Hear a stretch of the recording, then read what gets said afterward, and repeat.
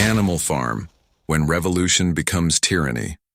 Welcome, my friends, to this profound literary journey. If you believe that revolutions are born from dreams, and that justice can build a better world, then this story will take you to the other side of that dream. To the moment when hope becomes horror, when the liberator becomes the oppressor, and when the voice of freedom fades into an echo across a screaming farm.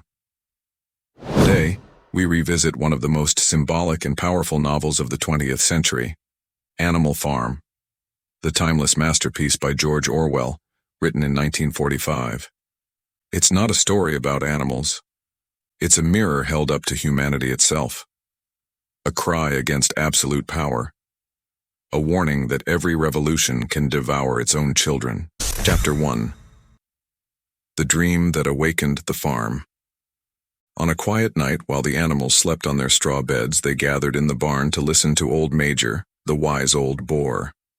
His voice trembled with both wisdom and fury as he declared, "Man is our real enemy. He steals our labor, drinks our milk, eats our eggs, and leaves us only hunger." Then he shared his dream. A world without humans. A world of equality, where animals rule themselves and live in freedom. Before his death, he left them a song, the anthem of rebellion. Beasts of England, beasts of every land, arise. And thus, an idea was born. An idea of freedom, equality, and justice. One that would soon set the entire farm ablaze with revolution. Chapter 2. The revolution is born from hunger days past. The animals, weary and starving, finally rebelled when Mr. Jones, the farmer, forgot to feed them. They rose in rage, drove him out, and shouted, "We are free, the farm belongs to us." The name changed from Manor Farm to Animal Farm. The animals wrote new commandments on the barn wall. Whatever walks on 2 legs is an enemy. Whatever walks on 4 legs, or has wings, is a friend. No animal shall kill another animal. All animals are equal. The dream felt alive. It was a new dawn, bright, hopeful, united. But as with all revolutions, the danger would not come from the outside, but from within. Chapter 3. The First Seeds of Corruption. Soon, the pigs, being the smartest, began to take charge. Snowball, the idealist, dreamed of education and progress. Napoleon, the quiet one, rarely spoke, but watched, planned, and waited. Gradually, small differences appeared. The pigs drank milk, ate apples, and justified it by saying, "It's for the good of the farm." And just like that, equality began to fade. Napoleon accused Snowball of treason, drove him away, and took absolute power. And so, tyranny was born, out of the womb of revolution. Chapter 4. The Broken Dream of the Windmill. Napoleon ordered the construction of a windmill to bring prosperity to the farm.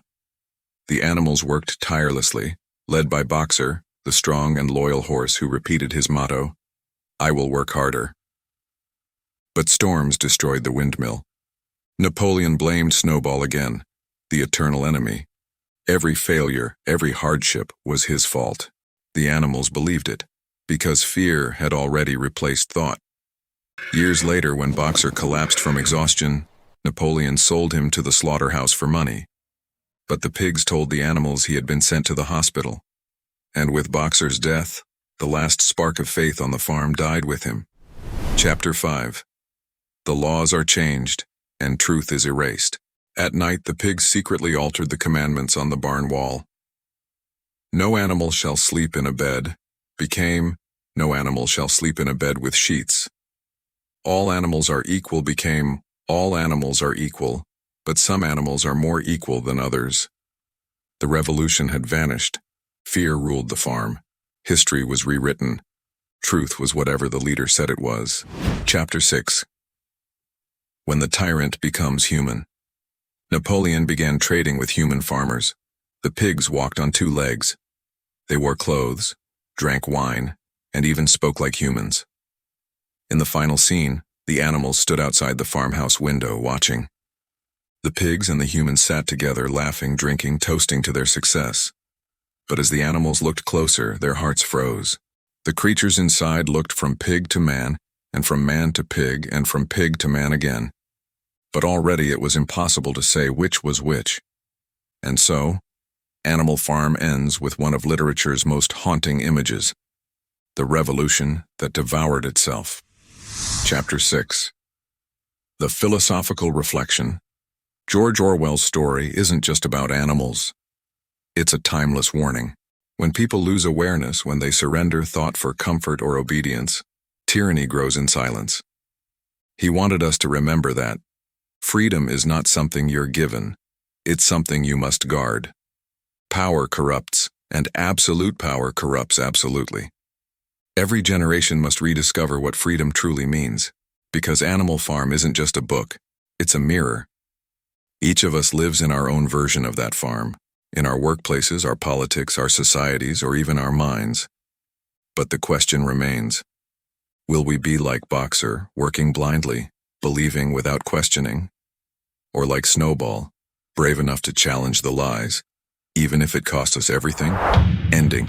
And so, Animal Farm stands as a story about power, betrayal, and the death of innocence. The faces of the tyrants may change, but the lesson never does. Those who stay silent before injustice are the ones who raise the next tyrant.